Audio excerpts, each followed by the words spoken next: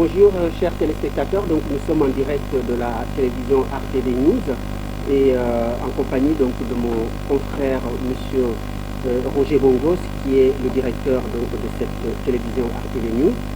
Ensuite, il est également présentateur de l'émission à la télévision iranienne Star TV.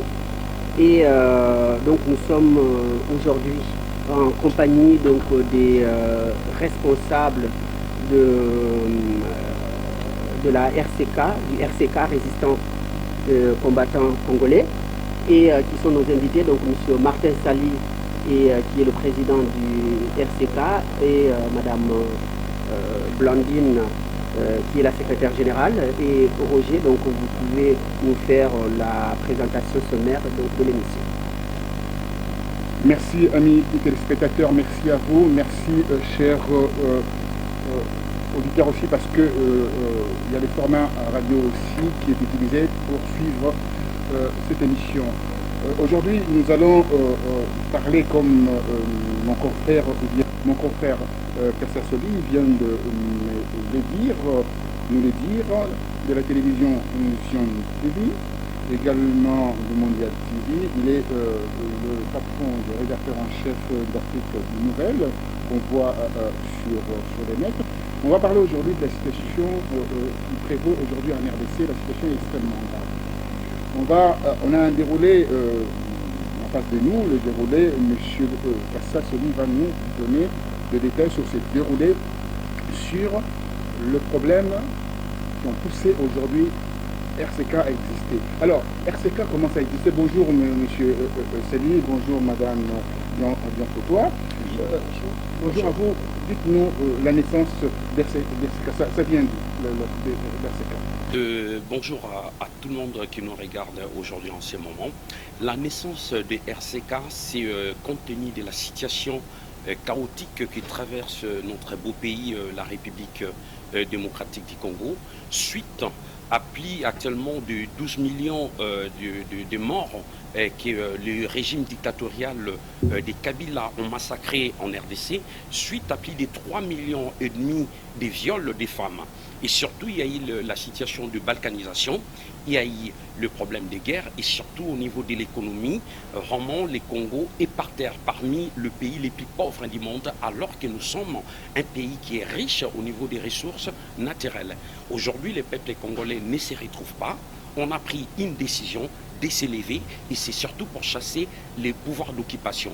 Donc chez RCK, donc, il y a trois objectifs. C'est d'abord combattre le pouvoir dictatorial des Kabila, combattre comment dirais-je, le pouvoir d'occupation qui est dans notre pays, les mauvais systèmes et surtout les antivalaires qui sont en RDC, afin que le Congo soit un État démocratique, libre, indépendant et souverain avec un État des droits.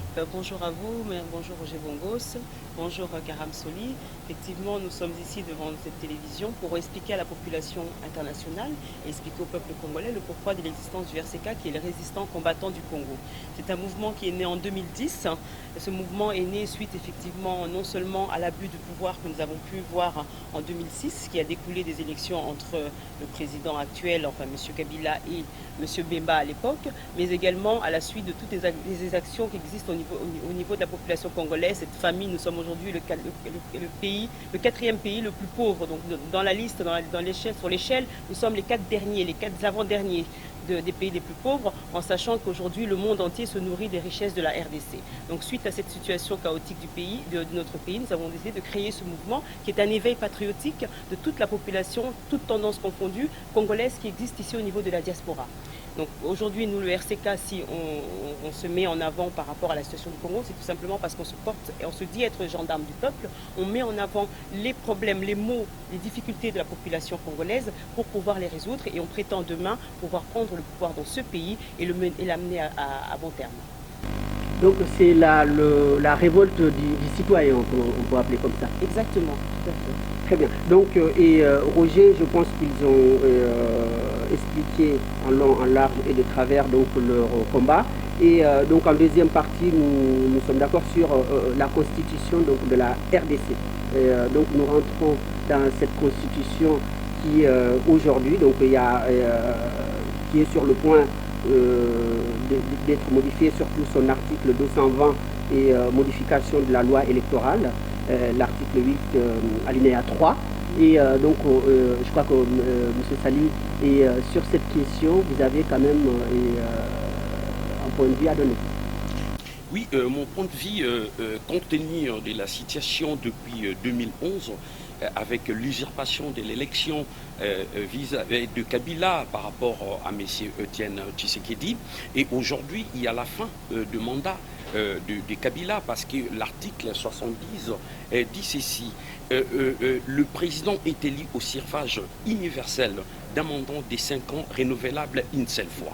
Mais quelque part, dans le deuxième alinéa, ça dit la fin du mandat des présidents ne peut être en considération seulement si les présidents élus entrent en fonction, les nouveaux présidents. Mais maintenant, aujourd'hui, on se pose des questions. Si, admettons, dans l'article 70, qui nous dit que le président qui est en place ne peut laisser les postes de président seulement s'il y a un autre président élu, alors là, ça pose un problème. Et Kabila a cherché à modifier la Constitution. Il a fait des dialogues, ce qu'on appelle, on avait appelé la concertation nationale, ça n'a pas abouti. Aujourd'hui, il cherche les glissements. Comment les glissements? Il est parti pour faire le recensement, ça n'a pas marché. On a vu la preuve, le peuple se sont soulevés le 19, le 20, le 21 en République démocratique du Congo, janvier plutôt. C'était par rapport à comment oui, voilà, ce que vous avez dit, le peuple congolais ont dit non, parce que Kabila il cherche à briguer le 3e mandat, et comme son mandat prend fin, parce que l'article 220 demande qu'il puisse pas toucher la Constitution, il cherche par tous les moyens. Admettons, on se pose pas mal de questions, il y a d'autres articles, on verra ensemble avec vous arriver à la fin, parce que comme il a cherché tous les moyens, il ne peut pas faire autrement, il est obligé de laisser. On verra à la fin, parce que au plus tard, au mois de juin, normalement, il doit se prononcer, il doit dire s'il va se présenter ou pas, mais j'espère bien pour les Congolais, il ne doit pas se présenter. Alors voilà, donc on a compris à peu près par rapport à la situation. Soli vient de faire en fait l'intro concernant l'article 220 de la Constitution, qui n'est pas modifiable, gravé dans du marbre. Il y a l'article 8 qu'on a essayé, de la loi électorale, qu'on a essayé de modifier, alinéa 3. On s'est retrouvé buté avec le Sénat qui avait dit non, parce qu'il y a eu la pression de la population, comme vous avez pu mentionner. Alors aujourd'hui, on est en train de partir sur l'article 70. Vous parlez du glissement, où le président veut glisser. Laisser encore le temps, encore dans le 3 années plus tard, de rester au pouvoir. Alors, en définitive, Madame Diakoutoua, comment voyez-vous ces glissements? Parce que tout le monde dit, l'opposition aujourd'hui à Kinshasa vient de le dire, de le déclarer ouvertement, qu'on va vers le glissement avec la complicité de la CENI. Effectivement, le glissement sera possible. Pourquoi? Parce que tout simplement, arrivé à date d'échéance, donc fin de mandat de M. Kabila en novembre 2016, les élections doivent être faites. Le calendrier électoral a déjà été imprimé par la CENI, et ce calendrier électoral pose déjà problème, puisqu'ils ont commencé par des élections cantonales, communales, régionales, pour finir avec les élections présidentielles. Or, le budget prévu pour ces élections, pour la totalité de ces élections, n'est pas encore un budget qui est, qui est palpable au niveau de la caisse de l'État. Oui. Donc aujourd'hui, c'est pas suffisant. Voilà, ce n'est pas suffisant pour pouvoir amener les élections jusqu'au bout des élections présidentielles. Alors, ce que l'opposition a demandé effectivement, et ce que nous demandions également, c'est que les élections, qu'on amène les élections principales, c'est-à-dire au départ de M. Kabila, les élections présidentielles. Aujourd'hui, en essayant de passer par des petites élections qui peuvent se faire ultérieurement avec le nouveau président entrant, c'est une façon effectivement de répartir le budget sur d'autres points qui sont, on ne va pas dire pas importants, bien sûr, tout est important, mais qui sont moins gravissimes que sur le point culminant le plus important, c'est-à-dire la présidence. Donc aujourd'hui, le glissement peut se faire de cette façon-là, c'est qu'arrivé en novembre 2016, on nous dit qu'il n'y aura pas d'élection en septembre 2016, excusez-moi, qu'on nous dise qu'il n'y aura pas d'élection en République démocratique du Congo, tout simplement parce que le budget ne nous le permet pas. Et à ce moment-là, l'article 70, alinéa 2, s'impose. Le président actuel reste en fonction jusqu'à l'élection du prochain président. Donc ce qui peut effectivement mettre 1 année, 2 ans, 3 ans, jusqu'à ce que le gouvernement en place, ce sera toujours le même gouvernement qui va continuer, puisse lui préparer les prochaines élections. Donc il faut encore une nouvelle recherche de financement pour financer les prochaines élections. Et à ce terme-là, c'est la CENI qui a le dernier mot. Et la CENI, et nous le savons tous, est dirigée par Malumalu, qui n'est autre que le petit dauphin de M. Kabila, qui a été nommé d'ailleurs par M. Kabila. Qui vient d'entendre des cousins de Mouzé, l'ancien président de la République qui a été terriblement assassiné. On connaît aujourd'hui, jusqu'à aujourd'hui, on essaie d'élucider son assassinat. Cette affaire, ça fait 12 ans aujourd'hui, on ne sait pas s'il est assassiné réellement. Voilà. Alors, donc, effectivement, donc, vous soupçonnez donc, le président Kabila de jouer avec le temps. Tout à fait. Et ce que je vais rajouter, c'est qui est très important. Vous savez, en République démocratique du Congo, dans l'article 64, le président élu entre en fonction dans les 10 jours qui suivent la proclamation du résultat. Et le problème, c'est quoi? Aujourd'hui, le président de la République doit prêter serment devant la Cour constitutionnelle. Et qu'est-ce qui se passe? Le 15 avril 2015, Kabila, il avait nommé le 9 membres de la Cour constitutionnelle, qui sont des kabylistes.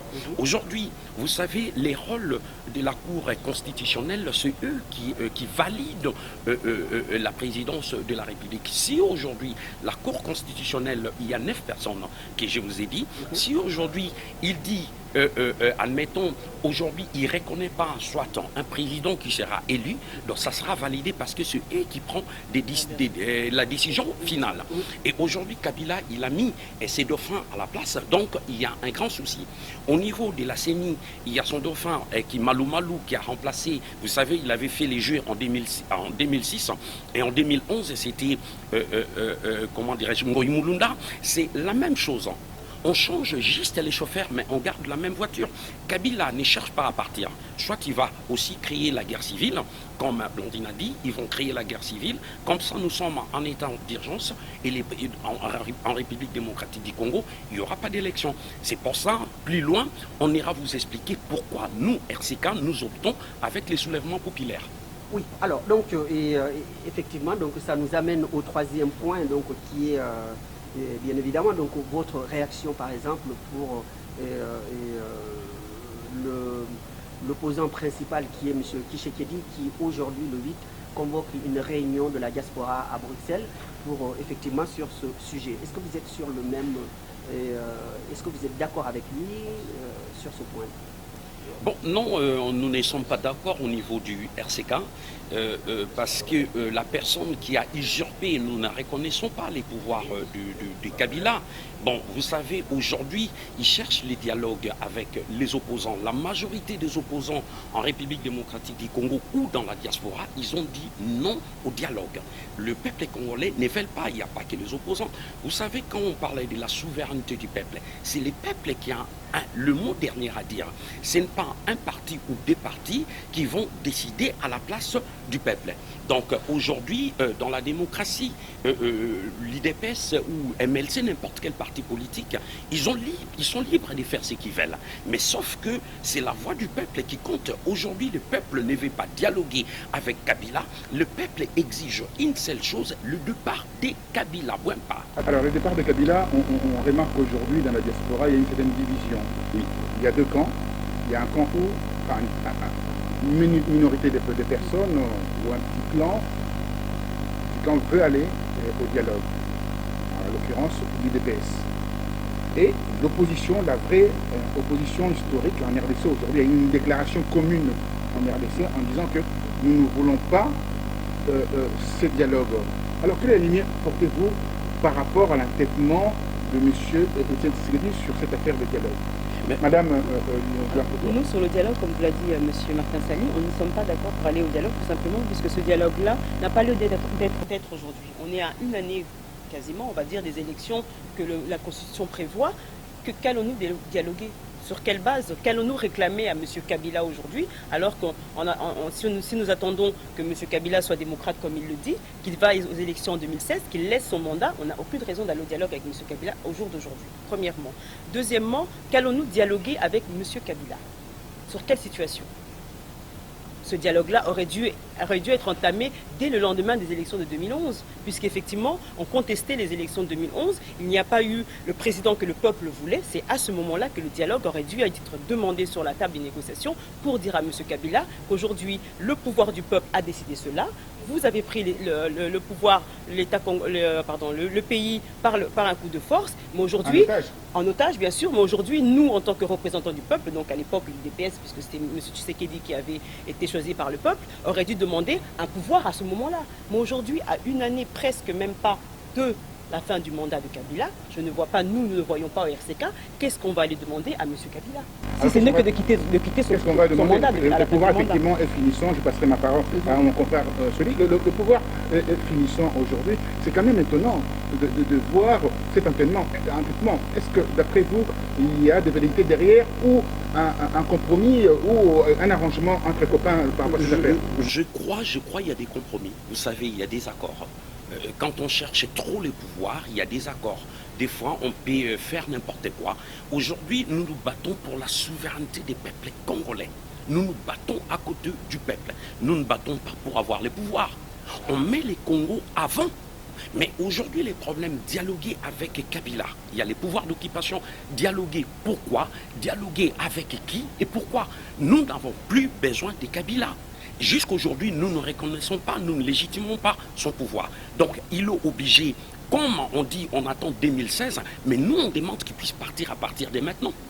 C'est ça que les peuples congolais demandent. Donc, vous demandez, vous réclamez le soulèvement populaire avec l'article 64 de la Constitution. Ah ben oui, bien sûr, parce que... Madame Alors, avec l'article 63 et 64, d'ailleurs, 64 précisément, mais 63 qui en découle, c'est que cet article-là donne le plein pouvoir à la population, de pouvoir effectivement enlever de son sol un usurpateur, une personne qui prend le pouvoir par la force, une personne qui abuse de ce pouvoir-là, et une personne qui opprime la population. Et c'est le cas de M. Kabila. Nous l'avons vu, on n'a plus besoin de le prouver. Économiquement, le Congo va au plus mal, alors que nous le savons très bien, sa richesse ne devrait pas le mettre à ce stade de pauvreté. Aujourd'hui, la population congolaise, même si le génocide n'est pas encore officiellement reconnu, mais nous subissons un génocide, on va dire, mondial, puisque plus de 12 millions de morts dans un pays où un état de droit comme M. Kabila le prétend, il ne devrait pas avoir une telle insécurité dans nos frontières. Or, c'est le cas, la population n'est pas en sécurité. Donc, cette position de l'article 64, elle est confirmée.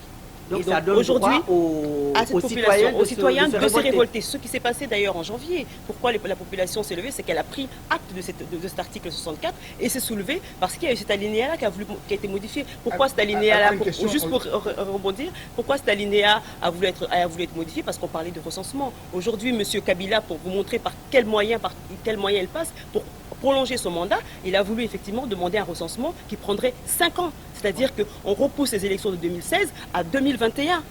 Tout ça pour continuer à rester sur le mandat. C'était l'électoral qui a fait le soulèvement populaire en janvier 2015 de cette année. Alors, ce qu'on peut penser par rapport à tout cela, vous avez dans votre tête ces slogans, c'est même pas un slogan. Aujourd'hui, votre cheval de bataille, c'est le soulèvement populaire. Comment voyez-vous ce soulèvement populaire, vous, RCK?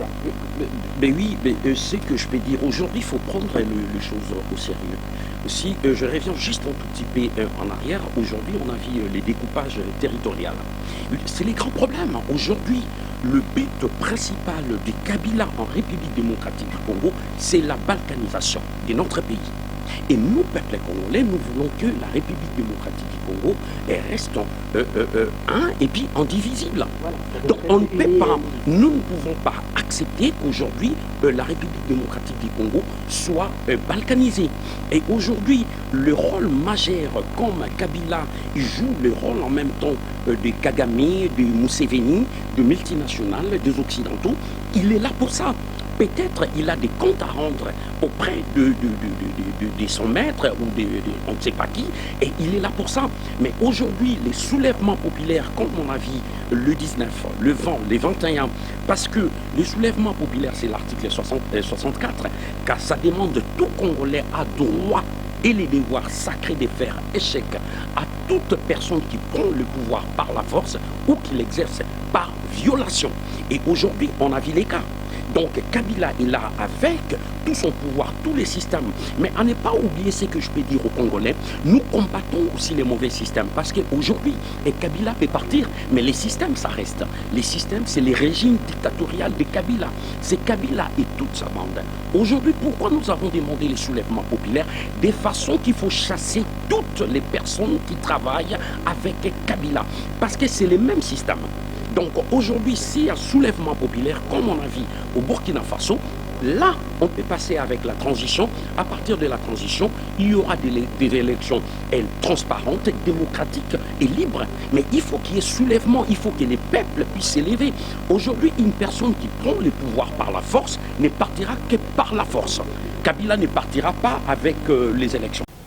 Alors, nous avons remarqué à travers leur discours, ils refusent aujourd'hui ce qu'on appelle le dialogue. Il y a eu les concertations qui a été un échec cuisant. Kabila remet un couvercle sur cette affaire pour aller vers un glissement en proposant à l'IDPS ces fameux dialogues refusés de facto par l'opposition. Hier même d'ailleurs, le 7, le 6, il y a eu une rencontre entre l'opposition, le front commun de l'opposition qui est bien entendu, en 2011, Étienne Tshisekedi, malheureusement avec son IDPS, avait refusé cette alliance avec l'opposition, la raison pour laquelle on s'est retrouvé avec cet échec aux élections présidentielles. Aujourd'hui, avec l'expérience, avec le regard de ce qui s'est passé durant ces périodes de 2011 jusqu'à aujourd'hui, l'opposition est consacrée, l'opposition a une force aujourd'hui en disant non à ces dialogues et également ces glissements. Je pense que à travers la maturité de ce peuple congolais aujourd'hui, à travers ce que RCK propose comme projet de société, nous pourrions dire aujourd'hui que le Congo va se relever un jour. Voilà ce que je peux faire comme conclusion. Vous concluez avec moi, mon cher confrère. Merci beaucoup, Roger. Donc, une conclusion particulièrement pertinente.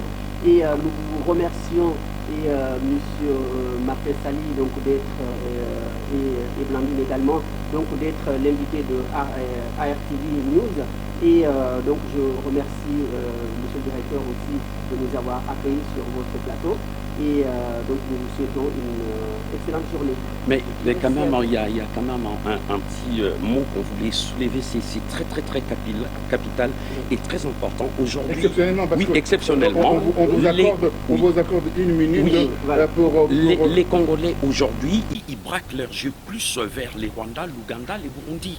Mais aujourd'hui, il faut dire au peuple congolais, le Congo est occupé aussi par les Angolais, parce qu'aujourd'hui, l'Angola s'est développe économiquement parce que ce sont maintenant le premier pilier exportateur du pétrole maritime qui est dans l'océan Atlantique de la République démocratique du Congo. On aura le temps d'en parler. On connaît ces litiges qui se trouvent aujourd'hui au Conseil de sécurité des Nations Unies par rapport à l'exploitation illégale de du pétrole, de la RDC via Cabinda, Mwanda, etc. On aura le temps d'en parler, de développer des dossiers assez brûlants, assez importants et sensibles. Donc, ce que je peux vous dire, je ne souhaite pas, bien entendu, que vous reveniez à chaque fois par rapport aux discussions. L'émission est presque terminée, donc je redonne la parole à celui qui va conclure définitivement cette émission. Eh bien, je vous remercie beaucoup, Monsieur Bongos, et également nous remercions les invités donc, qui ont été très pertinents, qui ont donné des explications nécessaires donc, pour ce pays que nous aimons. Je vous remercie. Merci à vous. Merci Sarah Folie. Merci Roger Bongos. Et merci à tous les peuples qui nous suivent en ce moment. Et je tenais à rendre hommage à nos techniciens qui ont bien entendu géré la partie technique de cette émission. Merci à vous les techniciens. Merci.